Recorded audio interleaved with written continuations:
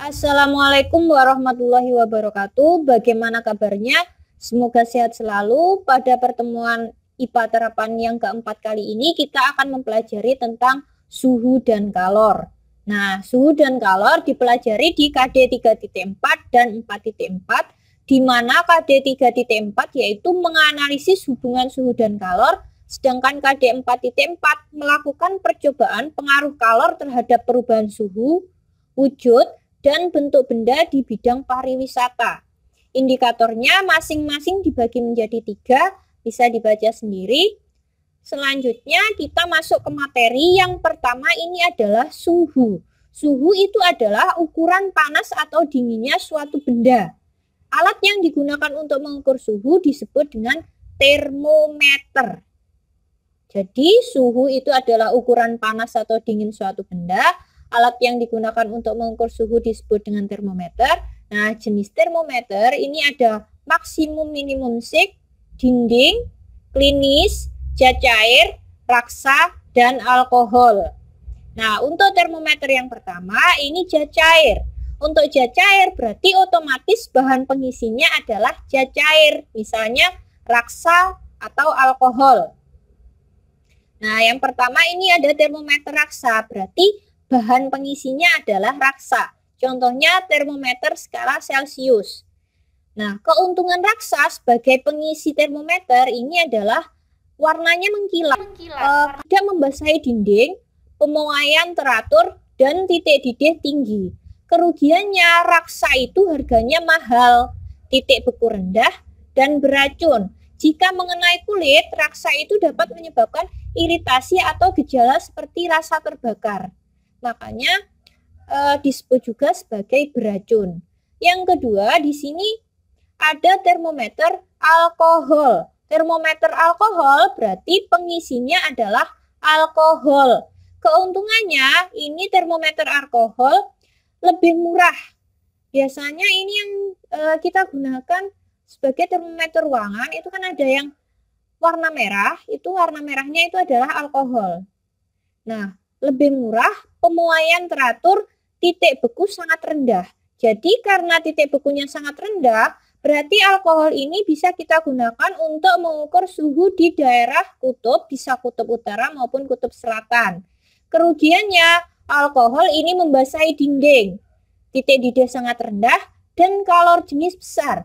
Kalau kalor jenisnya besar, otomatis untuk melakukan pemuaian, dia juga membutuhkan kalor yang besar.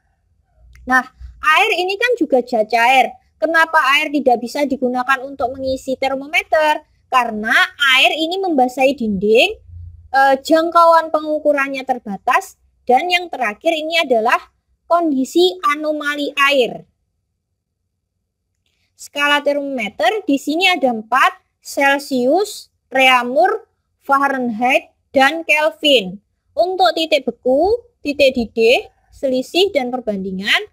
Nah, ini titik bekunya Celcius 0, Reaumur 0, Fahrenheit 32, Kelvin 273, titik didihnya Celcius 100, Reaumur 80, Fahrenheit 212, Kelvin 373. Kemudian selisih, berarti ini 100 kurangi 0 sama dengan 100. 80 kurangi 0 sama dengan 80. 212 kurangi 32 sama dengan 180. 373 dikurangi 273 sama dengan 100. Dari sini kemudian kita bagi 20 menghasilkan perbandingan 5 banding 4 banding 9 banding 5, sehingga dapat digunakan untuk mencari suhu dari Reaumur ke Celcius, atau dari Celcius ke Reaumur, dari Reaumur ke Fahrenheit, atau dari Fahrenheit ke Reaumur, Fahrenheit ke Celcius, Celcius ke Kelvin, dan lain-lain. Contohnya dari Reaumur ke Celcius. Ini yang dicari adalah suhu Reaumur. Yang dicari suhu Reaumur. Reaumur di sini perbandingannya 4. Berarti suhu yang dicari ini perbandingannya ditaruh di atas. Sedangkan yang diketahui itu perbandingannya ditaruh di bawah. Celcius kan 5, nih ya, 5. Kalau misal saya mencari dari Celcius, yang saya cari adalah Celcius, yang diketahui Reaumur. Yang saya cari adalah Celcius, berarti Yang ditaruh di atas ini adalah Celcius, berarti 5. Yang diketahui kan Reaumur, berarti di sini adalah 4. Kalau dari Reaumur ke Fahrenheit, kenapa dikurangi 32? Karena titik bekunya Fahrenheit ini adalah 32, bukan 0. Karena yang dicari Reaumur berarti 4-nya di atas, Fahrenheit-nya sudah diketahui di bawah. Kalau dari Fahrenheit ke Celsius, dari Celsius ke Fahrenheit, berarti ini yang dicari Fahrenheit. Berarti Fahrenheit ditaruh di atas, perbandingan Celsius taruh bawah, dikali suhu Celsius, ditambah dengan titik beku dari Fahrenheit 32. Kalau dari Celsius ke Kelvin, tinggal kita tambah dengan 273.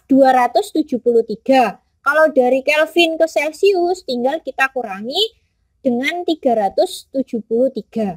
Ini untuk skala pada termometer. Contohnya, suhu daerah pegunungan menunjukkan 20 Celsius. Fahrenheit, berarti yang dicari Fahrenheit. Karena yang dicari Fahrenheit, berarti suhu Fahrenheit perbandingannya harus ditaruh di atas. Kalau Celsius tadi 5, Fahrenheit kan 9. Berarti 9/5 dikali suhu Celsius ditambah 32. Menghasilkan ini 20 dibagi 5 dapat 4. 4 kali 9, 36. 36 ditambah 32 sama dengan 68 derajat Fahrenheit. Selanjutnya ada pemuaian. Nah, di sini ada pemuaian itu dibagi menjadi 3. Ada pemuaian panjang, luas, dan volume. Kalau panjang berarti kan misal suatu batang besi dipanaskan pada suhu tertentu pada waktu tertentu, nanti kan dia otomatis akan memuai, akan mengalami pertambahan panjang. Nah, pertambahan panjangnya ini adalah L0 dikali alfa dikali delta T. L0 ini sama dengan panjang awal, alfa ini koefisien muai panjang, delta T ini perubahan suhu. Jadi dari suhu akhir dikurangi dengan suhu awal. Misal suhu akhirnya 40, suhu awalnya 10, berarti delta T-nya adalah 40 dikurangi 10 sama dengan 30 derajat. Nah, ini untuk mencari delta L. Yang kedua ada yang namanya pemuaian luas. Luas di sini kita simbolkan dengan A besar. Jadi delta A sama dengan luas awal dikali beta dikali dengan perubahan suhu. Beta ini sama dengan koefisien muai luas. Nilai beta ini sama dengan nilai 2 kali alfa. Yang terakhir ada pemuaian volume. Berarti ini dimiliki oleh benda 3 dimensi. Misal bola pejal dipanaskan. Jadi dia tidak hanya memuai ke arah panjang atau lebar saja, tetapi ke arah volume, panjang, lebar, tingginya itu semua akan memuai. Nah, jadi untuk rumusnya delta V atau perubahan volume, volume awal dikali gamma dikali perubahan suhu. Rumusnya terserah mau pakai yang ini atau ini. Oh, ini untuk mencari perubahan suhunya. Nah, gamma ini adalah koefisien muai volume. Nilai gamma itu sama dengan 3 kali alfa. Oke, selanjutnya untuk contohnya batang tembaga pada suhu 20 derajat, panjangnya 50 cm. Ini berarti T1 atau T0 bisa. Panjang berarti ini L0, kita ubah ke meter. Dipanaskan sampai suhunya 100 derajat Celcius, berarti T2.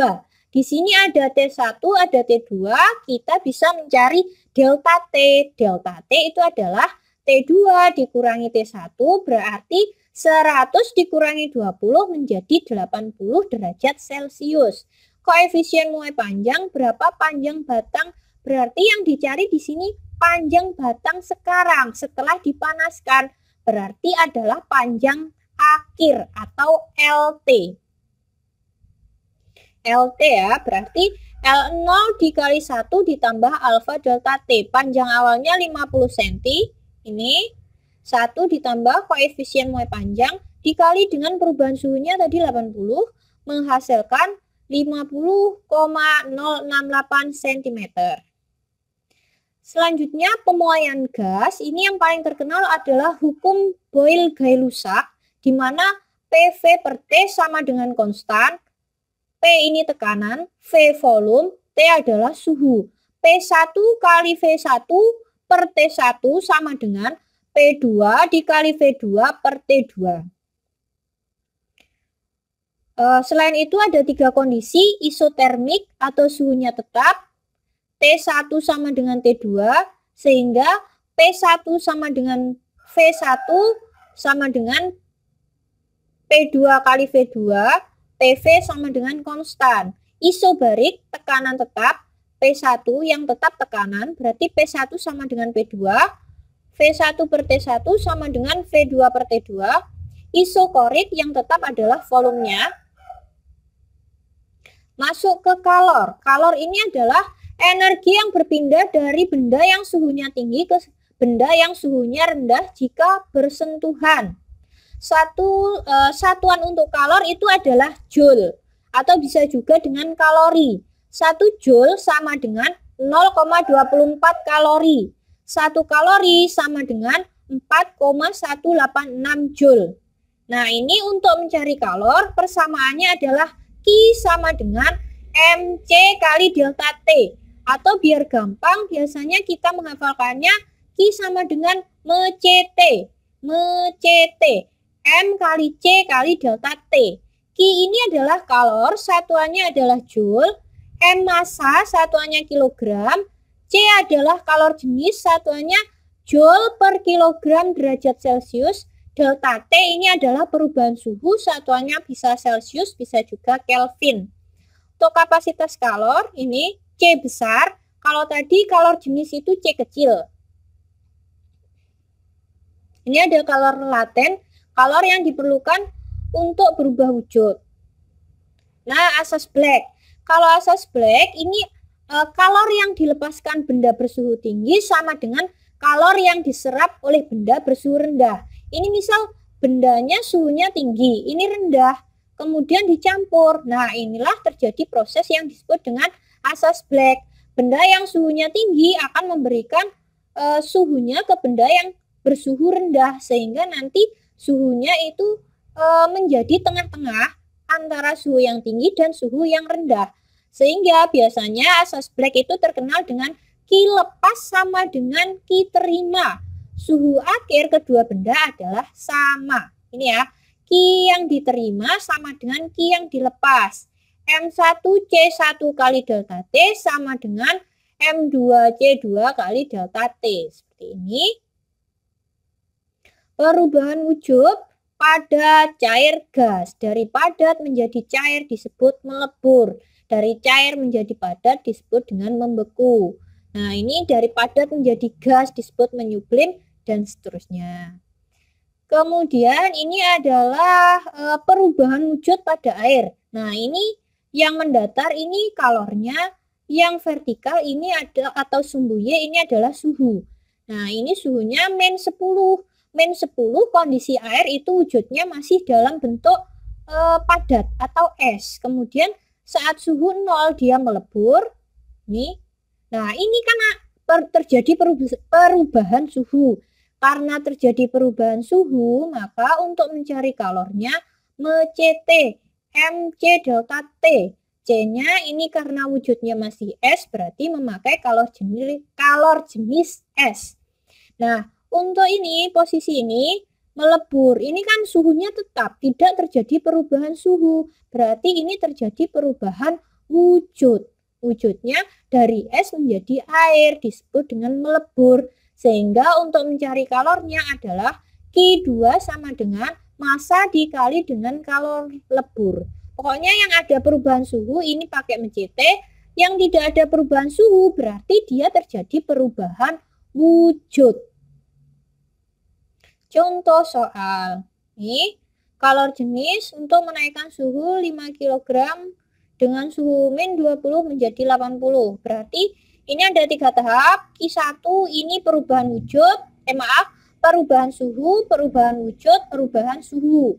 Kalau perubahan suhu berarti Q mCT, perubahan wujud dia dikali kalor lebur atau kalor uap. Terus kemudian ini perubahan suhu lagi, Q menjadi T lagi. Seperti ini. Oke. Perpindahan kalor ini ada 3 jenis, konduksi, konveksi, dan radiasi. Nah, ini ya. Konduksi itu perambatan kalor tanpa disertai perpindahannya. Konveksi disertai perpindahan bagian. Sedangkan ini kalau kita memasak air, nah ini ya.